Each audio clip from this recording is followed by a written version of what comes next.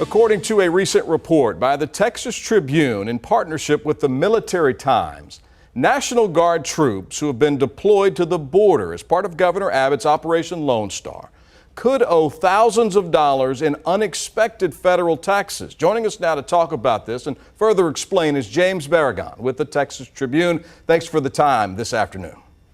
Of course, good to be with you.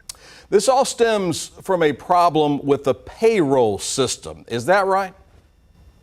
That's correct. Yeah, the payroll system that the Texas Military Department was using to pay troops on Operation Lone Star is designed to pay out wages once a month. But for this mission, they switched it to pay out twice a month, bi-monthly checks.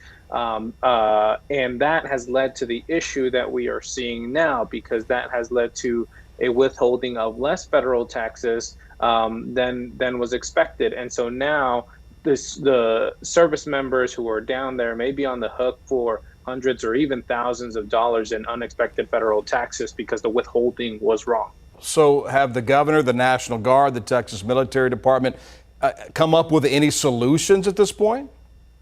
Well, there is no immediate solution. The solution will be to switch the pay system back to once a month payments. And that's going to start in January 2023. But for the rest of this year, there isn't a whole lot to be done. And I guess service members will just have to sort of factor into their budgets that they may see a hundreds or thousands dollar tax when tax season comes around.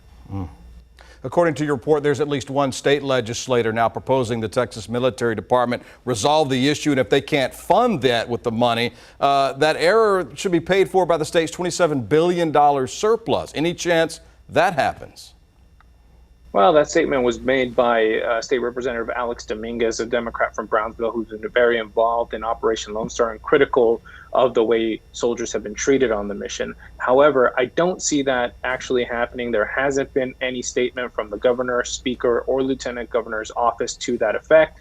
They've already said that they want to use that budget surplus for things like reducing property taxes. And so I don't see that happening, but it is one idea that has been floated out by the state representative, who, it has to be noted, is an outgoing state representative and won't be back for the next session. You said they don't plan on changing things, at least the payroll system, until January. So these troops that are there serving now and the ones that have already returned home are on the hook for this until January? Well, of course, the federal income tax season comes next April, right?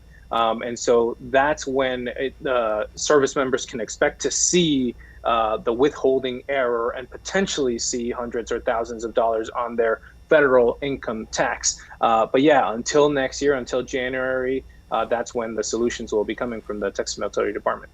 James Barragan with the Texas Tribune. Thank you very much for your time this afternoon.